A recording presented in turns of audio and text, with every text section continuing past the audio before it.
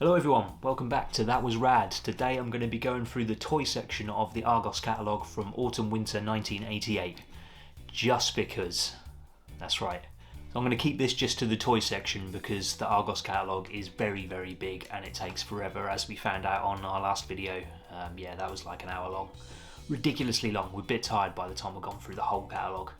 So we'll keep this to the toy section, but I might throw in a few little bonus extras because the Argos Catalogue is full of some absolute gold, as you'll see, so stick around till the end.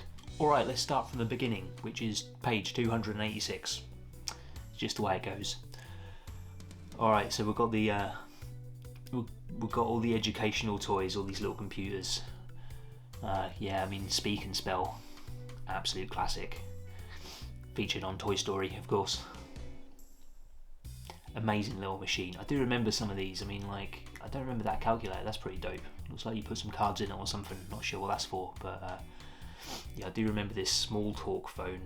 But yeah, I mean, what was this, 1988? I was like three and a half. The reason I've started like so early on these catalogues is because a lot of this stuff I got from car boot sales, like when I was younger. So they may be like maybe older toys than sort of my generation of toys when they came out, but they're all ones that I got.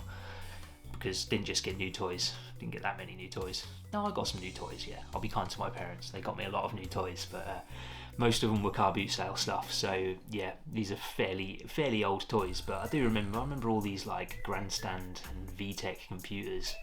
They were kind of weird with the keys that you had to press down really hard on, like the old like pre-touch screens, like touch buttons, but they were shit, weren't they? And yeah, all these computers you had to put cards in and stuff. Fantastic.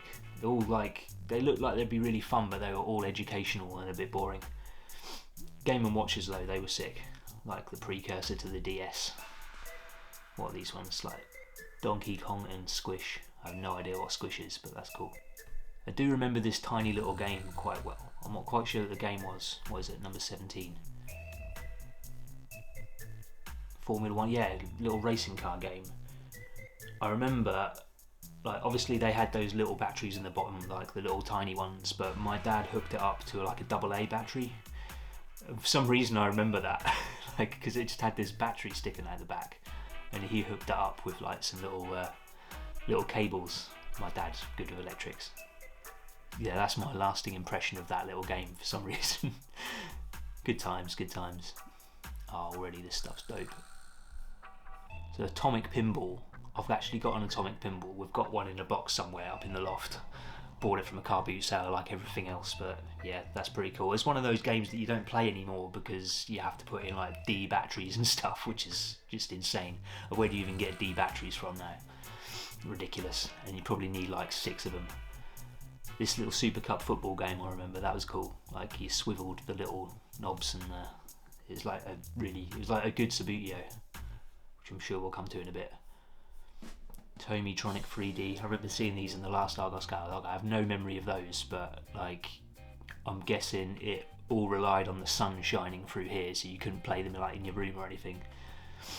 As was the style of the time of anything you had to look through. You always relied on the sun. These are the best robots in history. Still got him downstairs. I never had one of him though. What was his name? Dingbot. Great name. But yeah, Spotbot I remember well.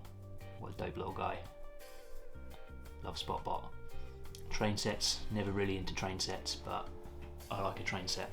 I think I'd quite like a big train set up in my loft or something, or like just have a train set room. I think that'd be really good. I think that's something to aspire to when I get older. Definitely want a train set.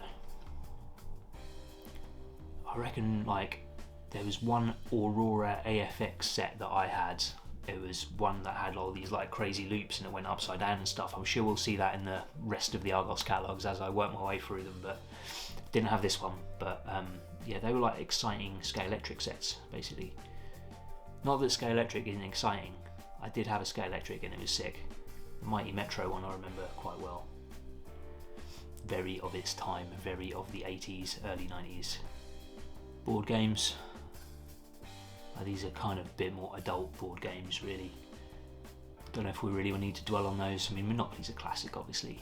Everyone loves Monopoly. a game of all ages. Never played the game of life or anything like that. I doubt I'll be very good at it. We can gloss over the board games, these are a bit boring. These are the board games you want, these ones are way better. For a start, like Pop-Up Pirate, Mr. Pop, I don't remember these ones, Space Attack, Mr. Pop, Lose Your Marbles, not very... Yeah, I mean a Pop-Up Pirate, that was legendary. You stick them, that's kind of cruel if you think about it. You stick the swords in the barrel and then the pirate pops up because you've just stabbed him. Never really thought about that till now, that's messed up. Yeah, weird. Hungry Hippos, Buckaroo, absolute legendary games. Screwball Scramble, still got one of those somewhere. I did love Screwball Scramble. Tomy were a fucking awesome maker of electronic games and stuff.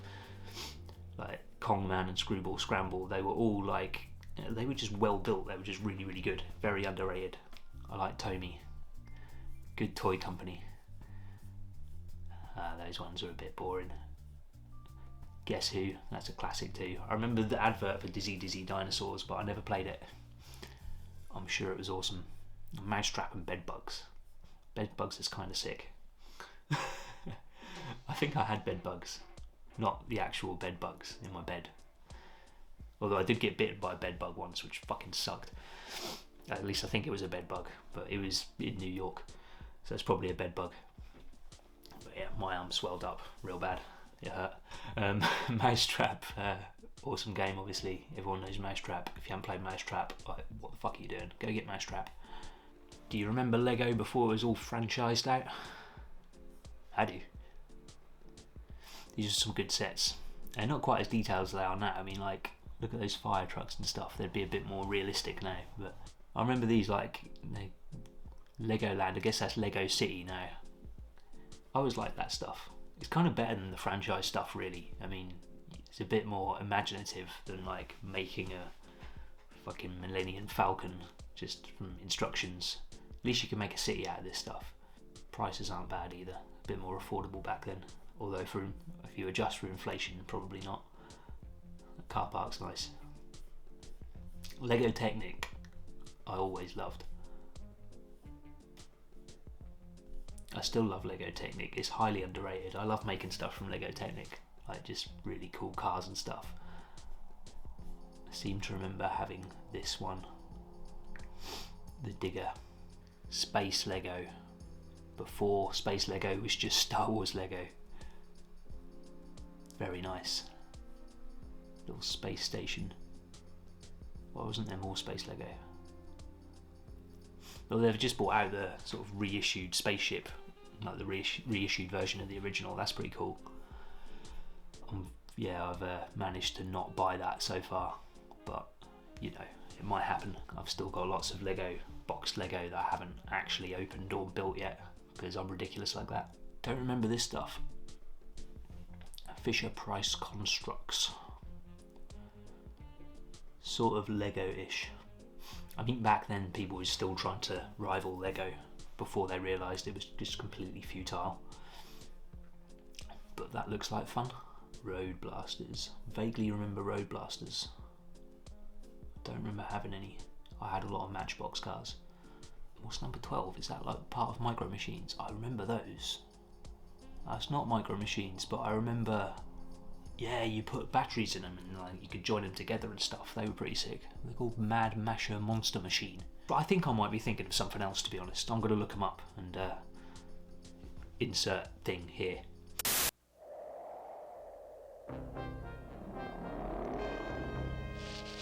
It is the dawn of a new age. And only the biggest, the baddest, the meanest machines will survive. There's just no stopping them. The ultimate climbing machines.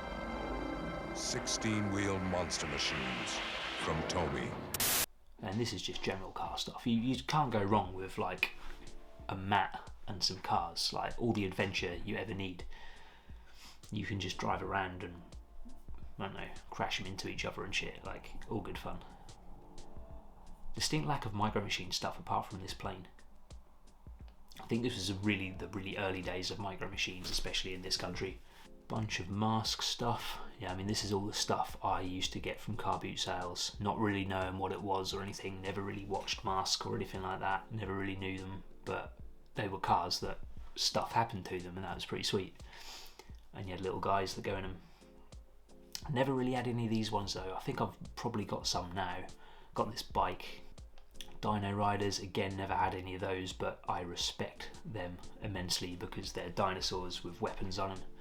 I mean, damn. It's all good, isn't it? So tell me, people who are not from the UK, could you get Manta Force in other countries? Have you heard of Manta Force? Because I don't know whether you have. It didn't seem that popular, but I remember it really well. Like, there was some really cool spaceships. I think it was kind of like almost a copy of M.A.S.K, but with like flying things. I don't know, the guys were a little bit smaller, weren't they? Lights of Manta Force. The little guys that were with it were kind of shit. They were like smaller than the M.A.S.K guys, and yeah, not very detailed or particularly articulated by the looks of them. Very strange. Again, some really cool Dino Riders. I need to start buying Dino Riders. Something I never had. Thundercats. Not a huge amount of Thundercat stuff on here. Don't know whether this was getting towards the end of the run of Thundercats. I can't really remember. But you've got a Lino and a Mumra. Got some Centurions up there. Again, something I didn't really get into, but I don't know. Yeah, wasn't that asked about Centurions. Nor Karate Kid, to be honest. You don't see a lot of Karate Kid figures around anymore. Or I haven't, at least, seen these out in the wild. I don't know how many were produced, but it'd be nice to get some of those. Yeah, some Thundercats vehicles. Again, stuff you don't really see around a lot now. Starcom, that wasn't particularly popular, but it's here. Got some nice Transformers up here. Some classics. I mean, they're not like the original ones. You got a Quick Switch, which I did have for a while. I remember having a boxed Quick Switch. It was really nice. I think I sold it quite a while back, but yeah, the only Transformers that I had when I was a kid were ones from car boot sales, and they all had bits missing. It's probably why I'm not into them now, because I may have had like bad experiences as a child not having the right bit or having like a wheel missing or something. That would really piss me off. Yeah, these aren't particularly classic Transformers. Yeah, they were getting on a bit in their run by '88, I think. Ghostbusters, now this is my shit. Still got all of this stuff. I had the fire station, I had the car, the Ecto-1.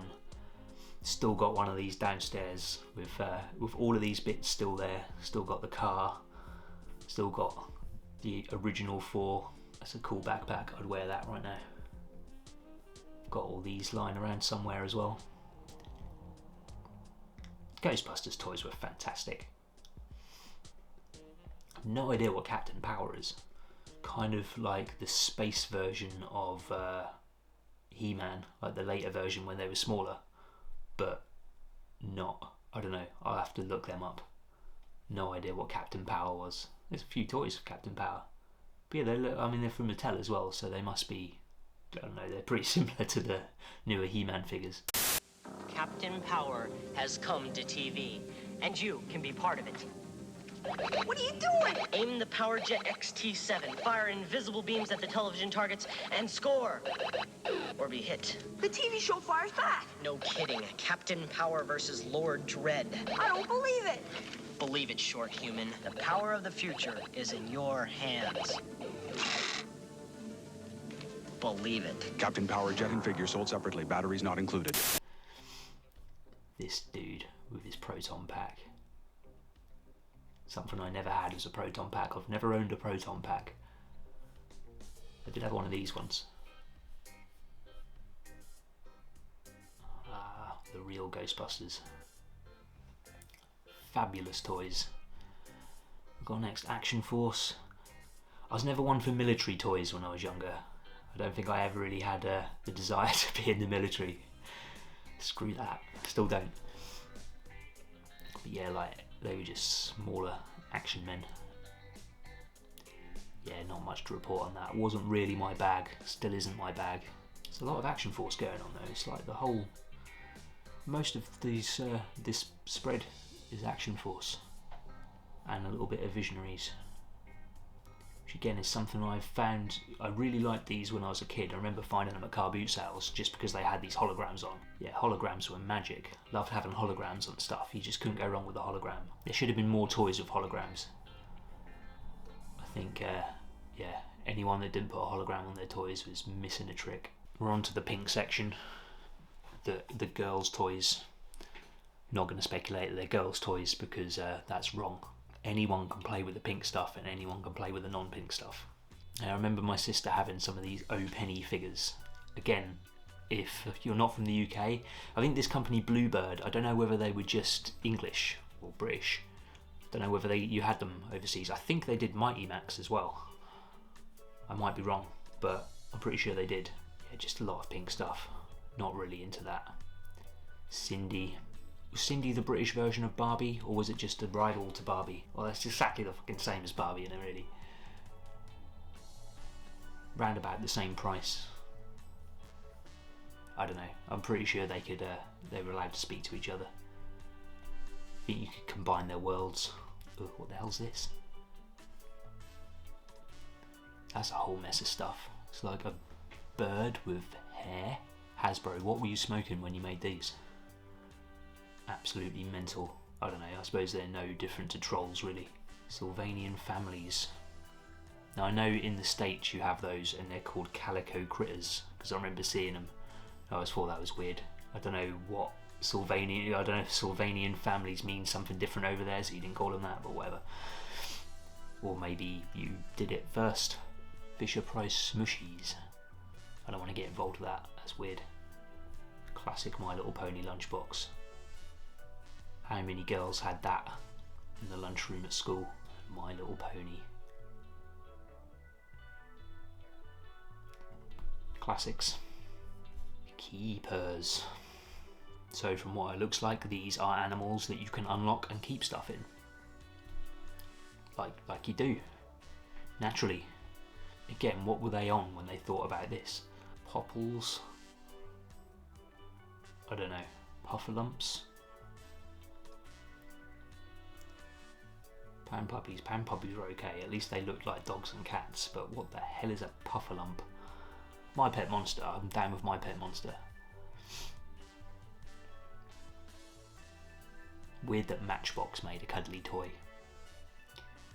As well as toy cars. And Alf. Bit of Gordon the Gopher. I know you didn't have him in the States. Yawnies. What does he do? Just put your fingers in the secret pocket at the back of his head and make Yawny yawn.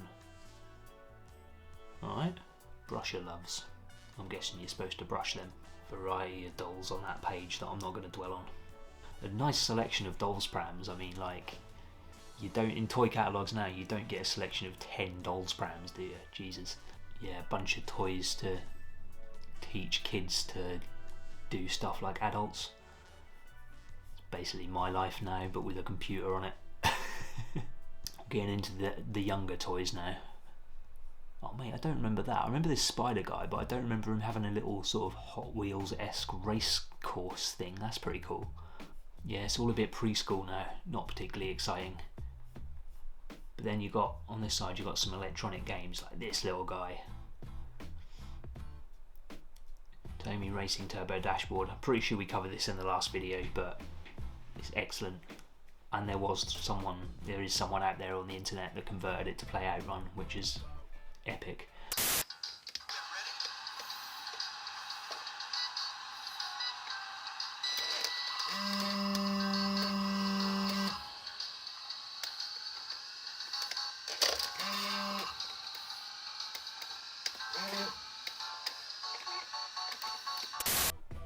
Spirograph.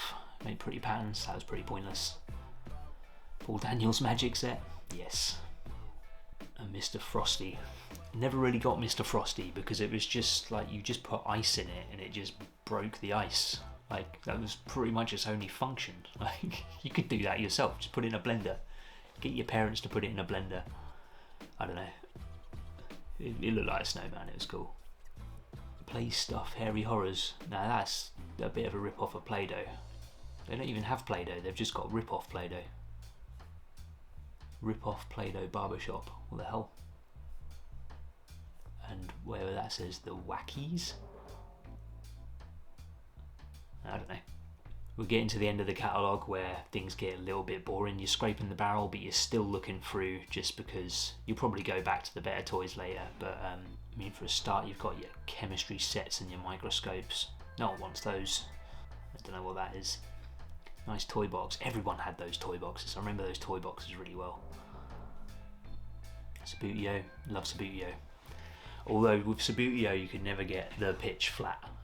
You always had to either have it out nailed to a board or have one of those like posh ones that I couldn't afford. Like it's a little like an AstroTurf sort of thing. It was a bit fuzzy, but it was sort of laid flat.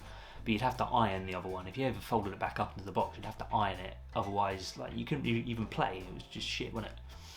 All right, before we go, let's find some bonus items, just as I promised. Now, what I randomly did was find 3 different areas of the catalogue that have all been replaced by a mobile phone. So the first things that have sort of been replaced by mobile phones, I mean at least these sorts of ones have, is the humble digital watch by Casio.